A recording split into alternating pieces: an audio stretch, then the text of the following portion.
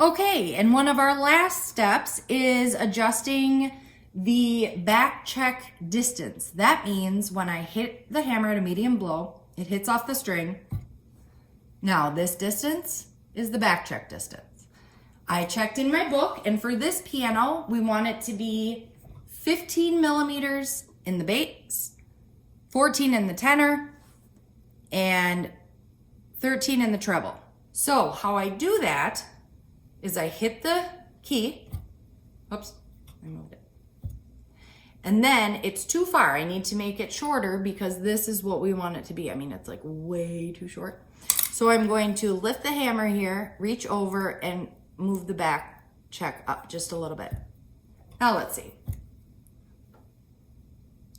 Pretty close. That's actually really good.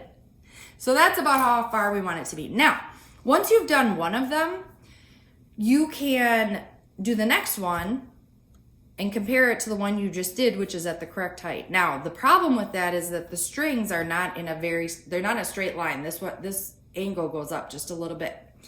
So you're gonna have to go back through and measure with the stainless steel ruler when you're done and make sure they're all where they need to be. Also, when you are done with the back check distance, the capstan adjustments are probably off a bit. So you need to adjust the capstans, which are on the bottom here. Redo them to make sure everything is level and make sure you have the correct measurement.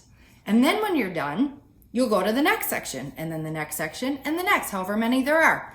And then you will go test it in the piano. And once you do that, you may need to make further adjustments. Make sure the key height is good, make sure everything fits, make sure it plays correctly. Also, when you get it in the piano, or even when it's out, check the aftertouch. And that means that means that how far a key goes down after let off. And the more it goes down, the more power. But then the keys are harder to press. So if you have little kids, it might be harder for them if they're learning. And then the less amount it has to go down, the easier they are to press, but also the less control and power you have. You can also adjust the pedals and do other stuff, and I will teach you that later. Hope you had fun. Bye. It's Jenna the Tuner Show.